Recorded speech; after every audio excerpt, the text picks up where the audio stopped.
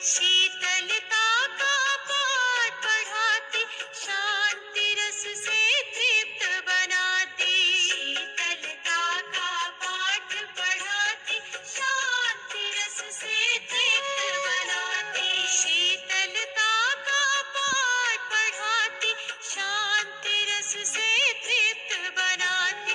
मन में सबके खुशियाँ भरती, झूम उठा संसार, बाबा तेरी मुरली।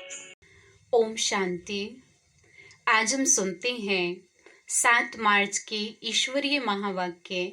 आज के महावाक्यों का सार है, मीठे बच्चे, बाप का कर्तव्य है कांटों के जंगल को खलास कर फूलों का बगीचा बनाना। इससे ही नंबर 1 फैमिली प्लानिंग हो सकती है।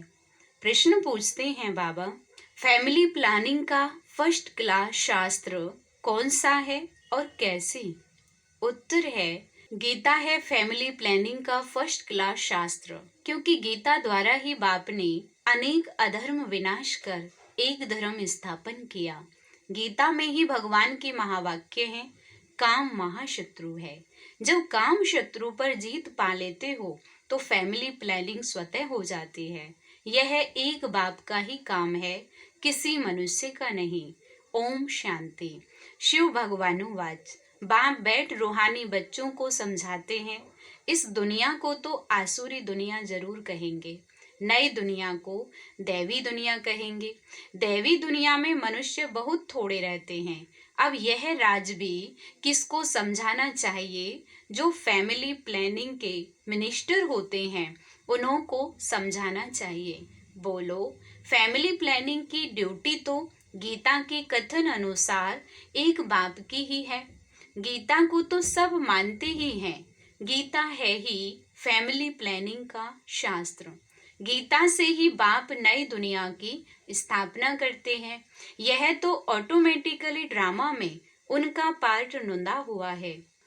बाप ही आकर के आदि सनातन देवी देवता धर्म की स्थापना करते हैं अथवा प्योर नेशनलिटी की स्थापना करते हैं। अपने को देवी देवता धर्म का ही कहेंगे। गीता में भगवान साफ बतलाते हैं कि मैं आता ही हूँ एक धर्म की स्थापना करने, बाकी अनेक सब धर्मों का विनाश करने। तो इससे फैमिली प्लानिंग नंबर 1 हो जाएगी।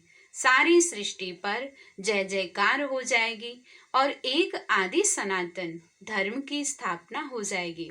अब तो बहुत मनुष्य होने के कारण बहुत किचड़ा हो पड़ा है।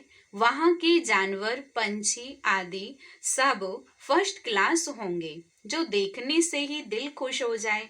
डरने की बात नहीं। बाप बैठ समझाते हैं, तुमने मुझे बुलाया ही इसलिए है कि आकर फैमिली प्लानिंग करो, अर्थात पतित फैमिलीज को वापस ले जाओ, पावन फैमिली की स्थापना करो। तुम सब कहते थे बाबा आकर पतित दुनिया खलास कर नई पावन दुनिया बनाओ। यह बाप की ही प्लानिंग है। देखने से ही दिल खुश हो जाए। लक्ष्मी नारायण को देखने से तुम्हारी दिल खुश होती है ना? वहां तो यथा राजा रानी तथा प्रजा सब फर्स्ट क्लास होते हैं। तो यह फैमिली प्लानिंग की युक्ति ड्रामा में नूंदी हुई है। तुम बच्चों को समझाना है, पारलौकिक बाप तो सतयुगी प्लानिंग फर्स्ट क्लास करते हैं, कांटों के जंगल को ही खलास कर देते हैं। इस सारे भंबोर को आग लग जाती है। ये धंधा तो एक बाप का ही है। तुम कुछ भी नहीं कर सकते हो, कितनी भी मेहनत करो, सक्सेसफुल कोई हो न सके। बाप कहते हैं, जिस काम विकार को तुम अपना मित्र समझते हो वह बड़ा भारी दुश्मन है।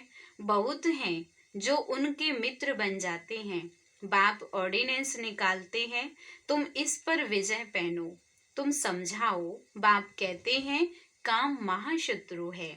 विचारों को पता ही नहीं कि फैमिली प्लानिंग कैसे हो रहा है।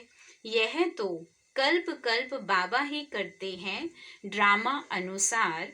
फिर यह होना ही है। सतयुग में बहुत थोड़े मनुष्य होते हैं इसमें फिक्र की कोई बात ही नहीं। बाप प्रैक्टिकल में यह काम कर रहे हैं, वो लोग कितना माथा मारते हैं। एजुकेशन मिनिस्टर को भी समझाओ, अभी के करेक्टर्स कितने खराब हैं, देवताओं के करेक्टर्स कितने अच्छे थे। तुम बेपरवाह होकर वाणी चलाओ, बोलो यह कोई तुम मिनिस्टर का काम नहीं है, यह तो ऊंचे से ऊंच परम पिता परमात्मा शिव बाबा का ही काम है। इन देवताओं के राज्य में एक धर्म, एक राज्य, एक भाषा थी। कितने थोड़े मनुष्य थे, परंतु ऐसी युक्ति से बोलना बहुत थोड़ों को आता है, वह रुहाब नहीं आता है। उन्हों को यह लक्ष्मी नारायण का चित्र दिखाना चाहिए। यह फैमिली प्लानिंग बाप ने ही की थी, अब फिर कर रहे हैं। इनके राज्य की स्थापना हो रही है। बाबा ने कहा है, यह लक्ष्मी नारायण का चित्र हमेशा फ्रंट में रखो और बत्तियां आदि खूब लगाओ। प्रभात फेरी में यह ट्रांसलाइट का चित्र हो, जो एकदम क्लियर कोई भी देख सके। बोलो हम यह फैमिली प्लानिंग कर रहे हैं, यथा राजा रानी तथा प्रजा, डीटी डिनाइस्टी की स्थापना हो रही है, बाकी सब विनाश हो जाएंगे। तुम कहते भी हो कि हे पतित पावन, आओ हमको पावन बनाओ, सो तो बाप ही बना सकते हैं।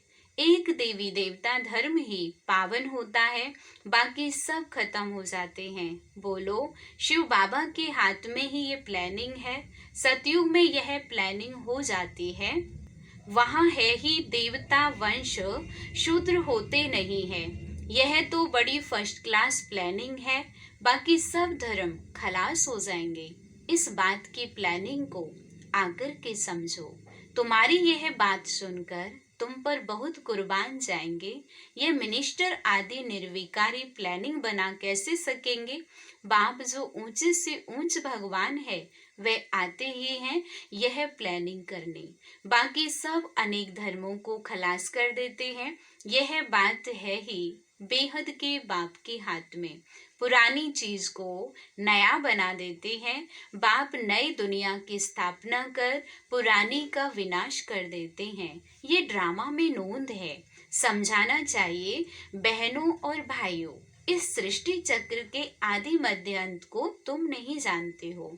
बाप बतलाते हैं, सतयुग आदि में न इतने मनुष्य होते हैं, न फैमिली प्लानिंग आदि की बात ही करते हैं, क्योंकि वह सुख और शांति होती है। आपस में प्रेम भाईचारा बहुत होता है। पहले तुम सृष्टि के आदि मध्य अंत को आकर के समझो। सदगति दाता एक ही बाबा है। सदगति अर्थात सतयुगी मनुष्य। पहले पहले यह देवी देवता बहुत थोड़े थे, फर्स्ट क्लास धर्म था। बाबा फूलों की फर्स्ट क्लास प्लानिंग बनाते हैं।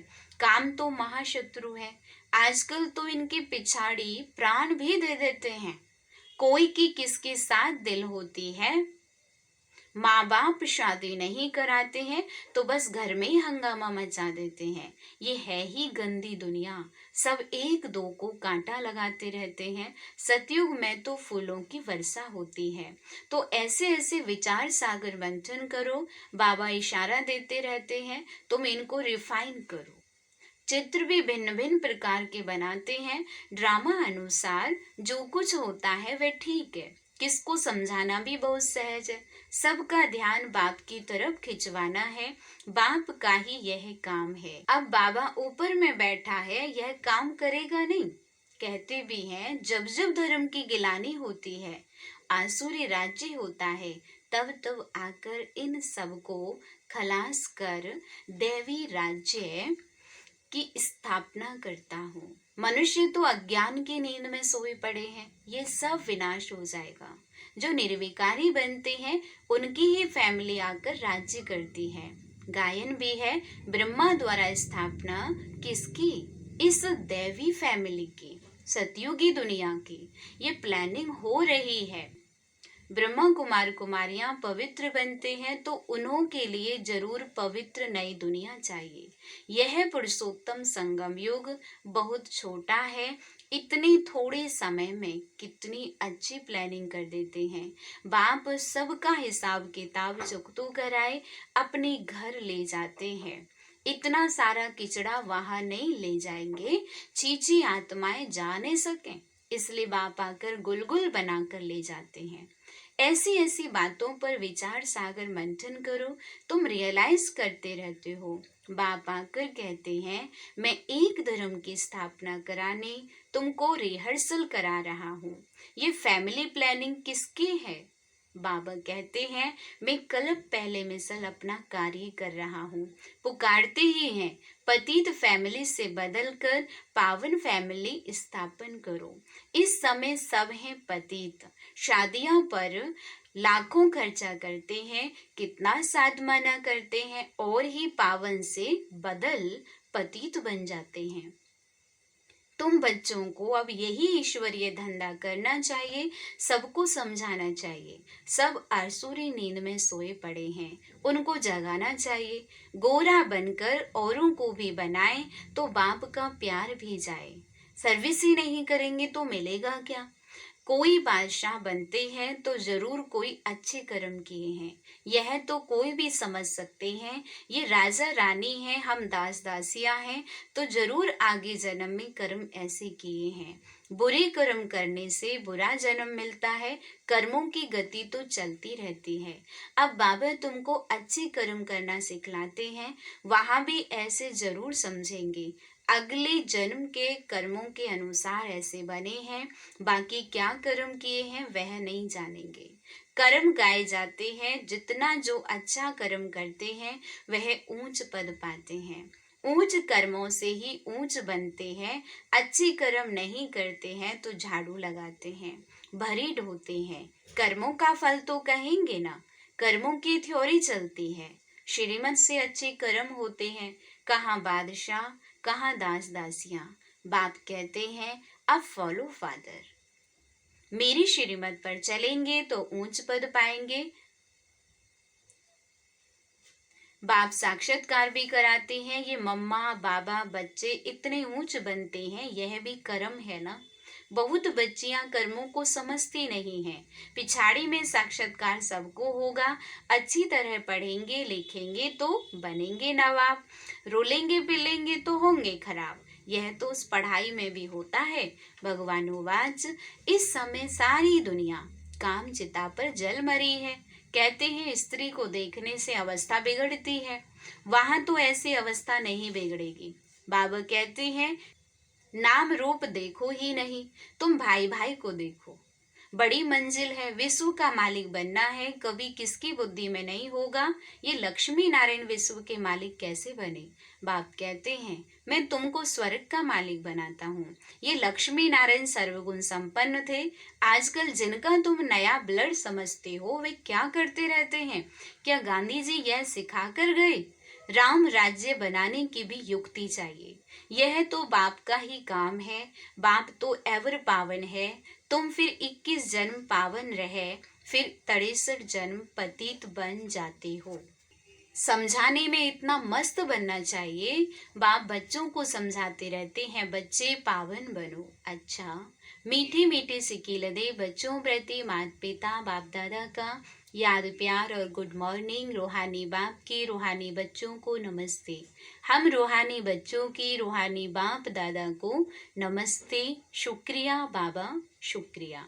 धारणा के लिए मुख्य सार है, फर्स्ट पॉइंट है अपनी अवस्था सदा एक रस अडोल बनाने के लिए किसी के भी नाम रूप को नहीं देखना है। भाई भाई को देखो, दृष्टि को पावन बनाओ, समझाने में रोहाव धारण करो। सेकंड है बाप का प्यार पाने के लिए बाप समान धंधा करना है। जो आसुरी नींद में सोए हुए हैं उन्हें जगाना है। गोरा बनकर दूसरों को बनाना है। वरदान है आज का, अपने सरल स्वभाव और शुभ भाव द्वारा भोलानाथ बाप के प्यार का अनुभव करने वाले आकर्षण मूर्त भव। भोलानाथ बाप को सबसे प्रिय भोले बच्चे हैं। भोले अर्थात जो सदा सरल स्वभाव, शुभ भाव और स्वेच्छा संपन्न मन और कर्म दोनों में सच्चाई और सफाई वाले हैं। ऐसे बच्चे आकर्षण मूर्त बन बाप को भी अपने ऊपर आकर्षित करते हैं। भोलानाथ बाप ऐसे सरल स्वभाव वाले भोले बच्चों के गुणों की माला सिमरन करते हैं। भगवान को भोलापन प्यारा है। आप बच्चों ने अपने भोलेपन से ही भगवान को मोह लिया, उन्हें अपना बना लिया, इसलिए कहते हैं सच्चे दिल पर साहिब राजी। स्लोगन है, अपने चेहरे और चलन से गुण व शक्तियों की गिफ्ट बांटना ही शुभ भावना, शुभ कामना है। ओम शांति।